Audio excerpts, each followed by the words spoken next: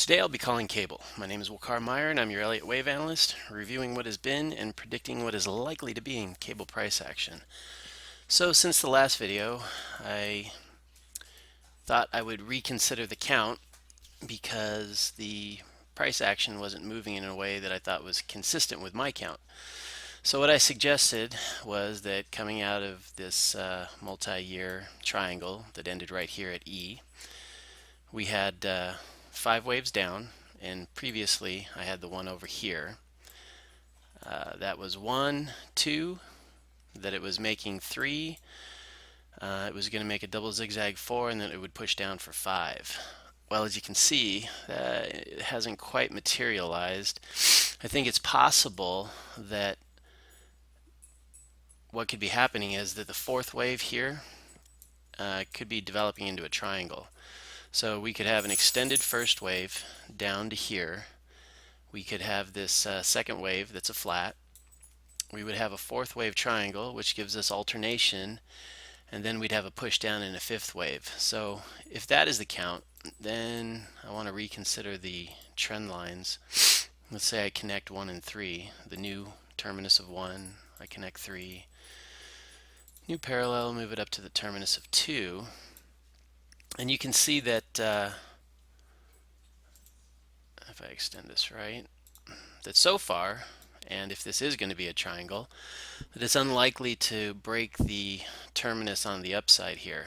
So what that means is when the triangle is finished, we'll have to pull this trend line down a little bit and then move it to the terminus at 3, like that. And what'll happen is the push down in the fifth wave will not break this lower trend line. So that's consistent with the idea that it's a contracting impulse. So, we could see it push down to, I don't know, below 47, 1.47, maybe as low as this 46.15, but still staying above this trend line, okay? And then if that count is correct, I would expect a pullback. So let's just say that it busts out of the triangle, comes down here. I would then expect a 3-wave pullback to about there, because that's the terminus of the second, and when 1 is the extended wave, the retrace should come back to the terminus of the second.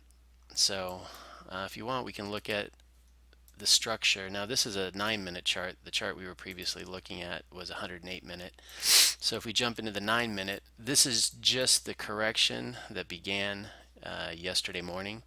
So I'd be counting this whole wave here as A. You can see that's 3 waves. This 3 waves is B. These 3 waves is C. This would be D. And then I would think most likely is maybe E itself would be a triangle. 1, 2, 3, 4, 5, and then it would bust short.